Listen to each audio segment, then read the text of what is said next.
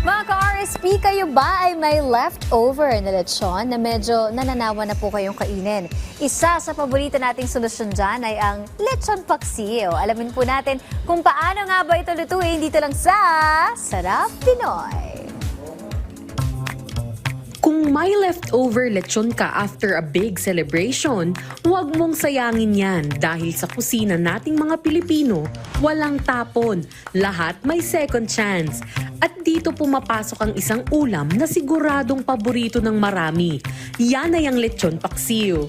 From fiesta tables to simpleng handaan, lechon ang star ng salo-salo. Kaya para turuan tayo kung paano yan lutuin, ay tara, magtungo tayo sa Laloma, Quezon City at samahan si Chef Alona Between dito sa Sarap Pinoy. Tara, simulan na nating magluto ng lechon paksiw. Una, maglagay tayo ng mantika sa mainit na pan. Hintayin nating uminit at isunod natin ang sibuyas at bawang.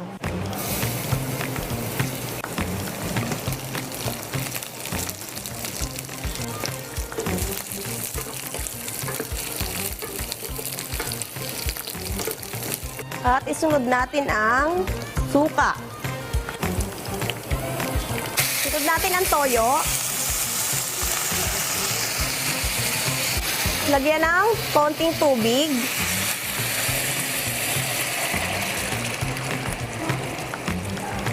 Tsaka ilagay natin ang konting paminta. At lagyan natin ng laurel. At saka isunod natin ang lechon. Mas okay po na gamitin natin ang ating mga kamay paglalagay ng lechon. Then, i-add po natin ang lechon sauce.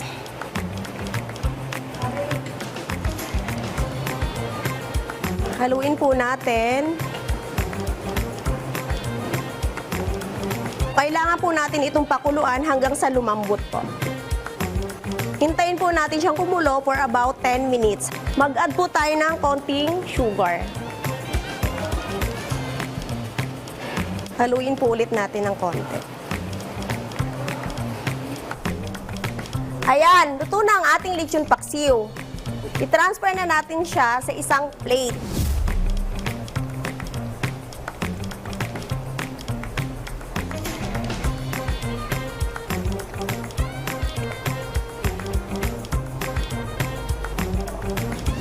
Ito na ang ating lechon paksiw.